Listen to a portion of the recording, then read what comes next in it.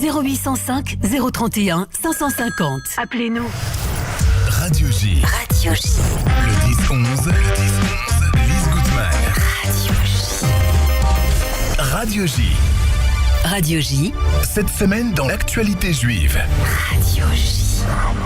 Et cette semaine, je suis en studio avec Alexis Lacroix, Laurent Cohen-Couda. Bonjour à tous les deux. Bonjour Lise Alors, Bokatov. à la une du nouveau numéro d'Actu-J, la Cour pénale de l'injustice avec un I majuscule. Comment avez-vous ce titre haut en couleur? Je veux que ça fait rire Alexis. Oui, j'allais dire c'était évident, c'était encore ça. Laurent. C'est un euphémisme.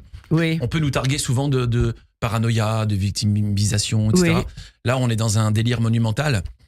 On est d'accord. Ça va loin. Ça veut dire d'accuser, de tenter de faire une équité ou de mettre dans la balance un Mohamed Def qui est mort pour dire bon voilà condamné, il va être condamné à quoi lui? Voilà, c'est pas possible. Il y a des choses qui se passent un petit peu en coulisses et je vais vous dire une chose qui est très très dangereuse. C'est qu'on parle très souvent de guerre sur le terrain, mais de guerre de communication. Et la guerre de communication, c'est qu'Israël l'a mal menée en deux mots et l'a même perdue depuis longtemps. C'est un argument de la CPI qui d'un seul coup est considéré comme la Cour internationale qui sert à nos ennemis, à nos détracteurs. On voit des artistes ici en France ou LFI, etc., qui disent même CPI a parlé d'apartheid. On a un procureur, Karim Khan, qui est accusé d'abus sexuels, qui est toujours en place. Il faut savoir que dans le même temps, la responsable génocide à l'ONU a été virée de son poste car elle a voulu dire des vérités sur la guerre au Proche-Orient en expliquant qu'Israël ne fait pas de génocide. Elle a été virée de son poste. Donc voilà, CPI, ONU, beaucoup d'ONG, etc. Même combat ouais. Et même catastrophe. Et oui, même, on est d'accord. Même justice inique. Ok. Ensuite, alors, Gaza, où en est-on, Alexis? Ah, vous voulez dire sur les scénarios d'avenir? Oui. Bon, alors il y en a deux en réalité. Il y a le scénario qui a, disons, la préférence des Américains, administration Biden, mais vous savez, bon, on peut penser que ça sera aussi la préférence de Trump. Oui. C'est-à-dire un scénario consistant à confier le Gaza de l'après-guerre, une fois que la guerre légitime et nécessaire d'Israël aura été menée à terme, c'est-à-dire que les infrastructures terroristes du Hamas auront toutes été éliminées, naturellement. Mais le scénario qui a la préférence des Américains, pour le résumer, c'est effectivement un scénario de force internationale, impliquant notamment des pays du Golfe en voie d'être alliés ou déjà alliés d'Israël. L'autre scénario, c'est la rejudaïsation de Gaza, mais on sait qu'en fait c'est une position minoritaire au sein même de la droite israélienne. Elle n'est représentée que par Itamar Ben-Gvir et Bezalel Smotrich. Alors vous allez me dire, c'est pas n'importe qui, certes, oui, mais ça n'est pas la position personnelle de Benyamin Netanyahou en réalité.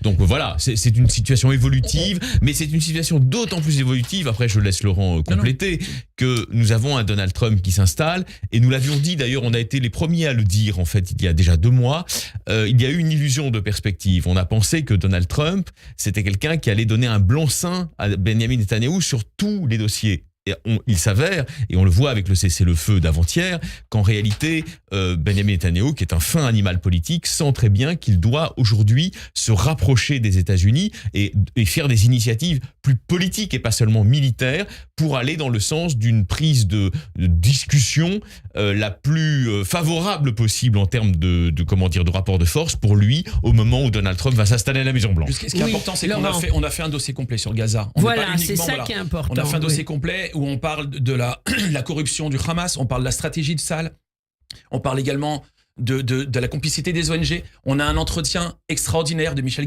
Volkovitch qui parle extraordinaire. Voilà. Alors là, oui. La psychanalytique, j'allais dire, de Gaza, c'est-à-dire que les gens aujourd'hui... Il a fait une étude psychanalytique. C'est extraordinaire. C'est extraordinaire. Parce qu'en réalité, on voit cet acharnement et cette obsession anti-israélienne. Oui. Aujourd'hui, il explique que Gaza, c'est une sorte, pas de symbole, mais qui représente de courant, on va dire, victimisation et résistance. Oui. Et en fait, il s'acquiert donc dans une vision narcissique. Il parle d'un fétiche clivé du réel. Je me suis dit, mais qu'est-ce que c'est que ça? Et en lisant, on comprend tout. Bravo. C'est un excellent entretien, effectivement. Mais oui. Et c'est une grille psychanalytique pour comprendre comment Gaza va être une sorte d'aimant de tous les ressentiments planétaires, au détriment évidemment de vraies catastrophes, de vraies tragédies qui concernent d'autres peuples de la planète, mais dont personne ne parle. Et ce qui est important, pardon Lee, je finirai juste là-dessus, ce qui est important, c'est qu'on essaye toujours dans le journal d'être didactique. On a dans notre communauté des gens qui ont peut-être un manque d'éléments de langage, de connaissances. Donc il se retrouve des fois avec, encore une fois, des détracteurs. Il y a un papier sur l'histoire juive de Gaza. Oui. Les gens, l'histoire méconnue Oui. de Gaza. On peut remonter à Samson.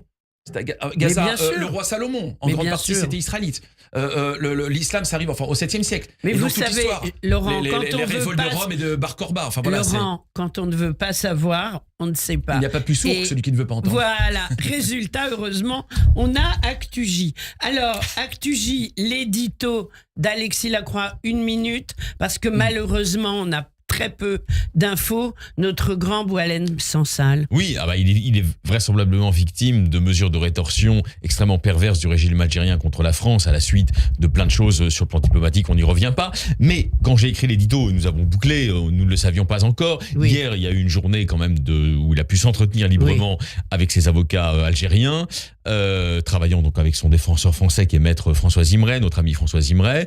Il ne se plaint pas de mauvais traitements, mais pour l'instant, son avenir est totalement hypothéqué. C'est vrai qu'on le sait, enfin, il risque d'une peine très lourde, d'emprisonnement peut-être très longue. Tout dépend des chefs d'inculpation, mais enfin, visiblement, on lui réserve du côté de l'Algérie, on lui réserve de très mauvaises surprises. Donc la situation est très préoccupante. Mais ce qu'on peut dire quand même, alors, vous voyez, c'est que là, pour le coup, la France est mobilisée par la voix de ses intellectuels, c'est une évidence, mais aussi par la voix de ses pouvoiurs publics. On sait que le président de la République, le gouvernement, etc., Oui. Benjamin Haddad l'a dit encore, je crois, hier, tout le monde est mobilisé. Pas donc- les filles, on n'a pas entendu. Alors voilà, Non, je me permets. Voilà. Ça les Ça, intéresse en pas. revanche, on peut dire qu'une partie De la gauche, ouais. je dis bien une partie, parce qu'il faut surtout pas généraliser, François Hollande, Bernard Cazeneuve, même Arnaud Montebourg sont montés au créneau, mais c'est vrai qu'il y a une partie de la gauche, Laurent le dit, LFI en gros pour aller vite, hein, qui elle, en revanche, se soucie de son sort comme d'une guine. C'est un scandale, il faudra un jour, Bien évidemment, sûr. expliquer, demander à ces gens de s'expliquer là-dessus. Tout à fait.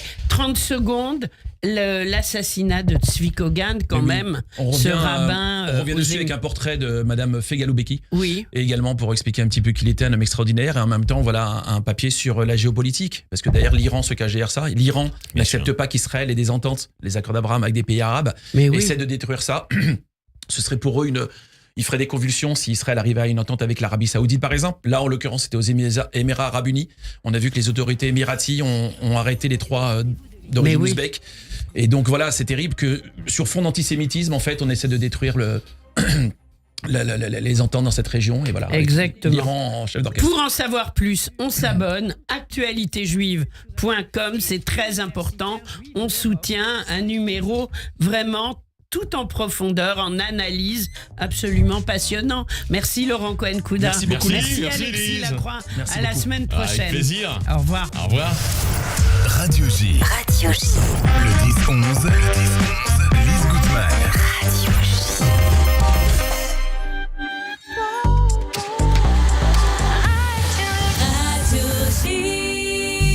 Il est 10h30, tout de suite, c'est le rappel des titres avec Eva Soto. Eva, bonjour. Bonjour, à la une de l'actualité, le 419e jour de guerre et une délégation de sécurité égyptienne attendue aujourd'hui en Israël. Le but, c'est de négocier un cessez-le-feu dans la bande de Gaza et de permettre d'obtenir la libération des 101 otages toujours détenus par des groupes terroristes, dont 2 Français.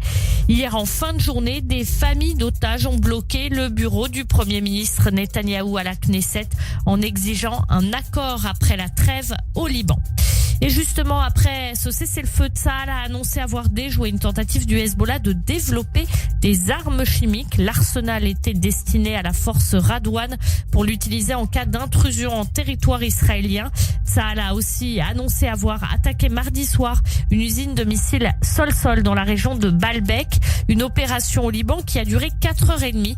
Une centaine de terroristes du Hezbollah ont aussi été éliminés. Par ailleurs, ce matin, les écoles du Golan et près de la frontière libanaise restent fermées. Les cours se font à distance. Selon la radio militaire, Tsahal était favorable à une levée des restrictions, mais le ministre de la Défense, Israël Katz, s'y est opposé pour l'instant. Israël a l'intention de faire appel des mandats d'arrêt contre Binyamin Netanyahou et Yoav Gallant. L'État d'Israël conteste la compétence de la Cour et la légitimité de la procédure. Pour ce faire, Israël peut s'appuyer sur sa propre faculté à juger lui-même ses dirigeants. Binyamin Netanyahou, selon le Quai d'Orsay, bénéficie de plus d'une immunité étant donné qu'Israël n'est pas membre de la Cour pénale internationale.